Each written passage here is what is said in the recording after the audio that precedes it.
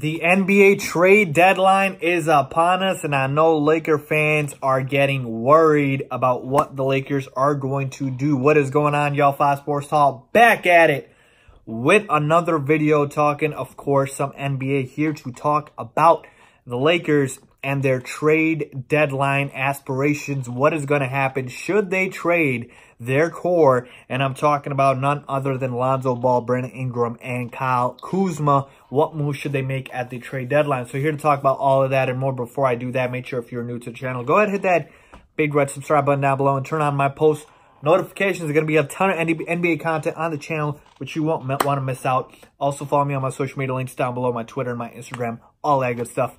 With that being said, let's get started. So where is this report coming from and why am I discussing it? Well, the reason is because there's been rumors out of LeBron's camp that the Lakers would like to acquire a second star. They'd like to solidify their team in order to make the playoffs.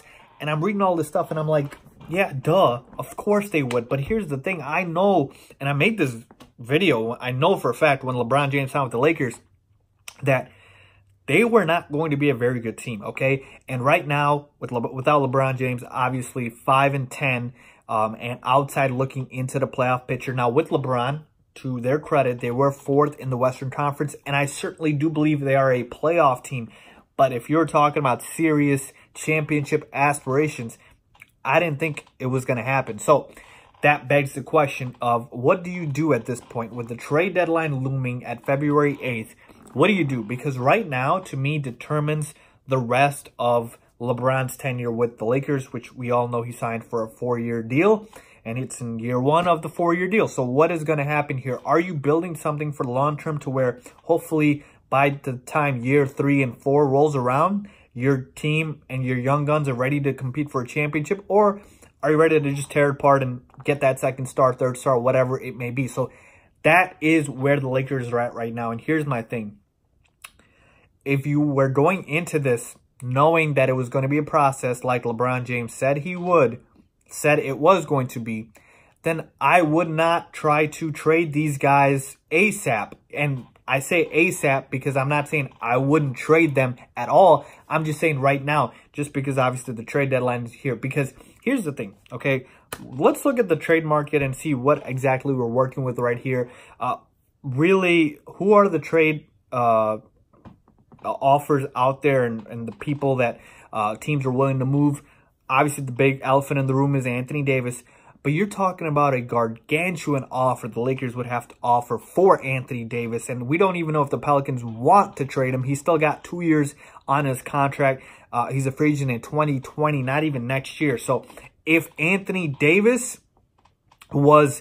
the only way Anthony Davis is getting traded is if he does a Jimmy Butler and says, I want to get the hell out of here, okay? Other than that, the Pelicans aren't, incentivized to move him this summer at least because, again, he's under contract for 2 more years. It's not like they lose him if they don't trade him this summer. So if the Lakers are interested, you're going to have to give up everybody. I'm talking Lonzo, Kyle Kuzma, Brandon Ingram, Josh Hart. I don't know how many, and a couple of first-round picks. It's going to be an insane offer, so that seems unlikely. Then you got guys like a Jimmy Butler, who is going to be a free agent this summer. Reports out of Philadelphia, sometimes it says that they want to re-sign him. Sometimes he's rubbing the locker room the wrong way. So we don't know that. But Jimmy Butler and LeBron James is not enough for you to get over the Warriors. So for me, it all comes back down to this, okay? With the Warriors, they're also at crossroads. Why? Because we know DeMarcus Cousins is going to leave after the season. Kevin Durant's a free agent. I believe Klay Thompson and or Draymond Green is a free agent, one of those two. And so the Warriors could break up. So here's my thing. Besides Anthony Davis, which 99% I'm sure is not going to happen, there is not a trade out there that makes you on par or better than the Warriors, okay?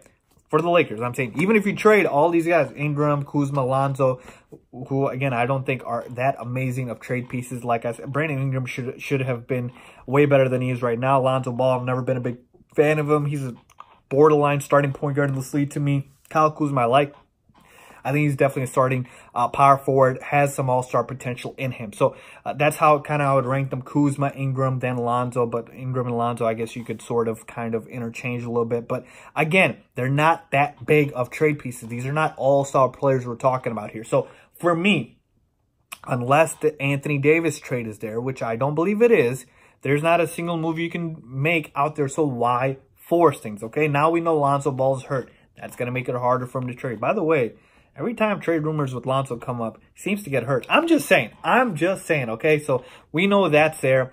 And so for me, there's no point of trying to react and just make an impulse decision rather than waiting this summer, see who's a free agent. Jimmy, Kyrie, guys like that. Now you have salary cap space. Now you don't have to give up stars. Now you can make some clear decisions. Maybe Kevin Durant leaves the Warriors. Maybe, well, Boogie Cousins, we know, will leave the Warriors. Maybe Klay Thompson leaves. So anything could happen. Don't rush it. If I'm the Lakers, I am standing pat unless some crazy offer comes my way or some Anthony Davis deal happens.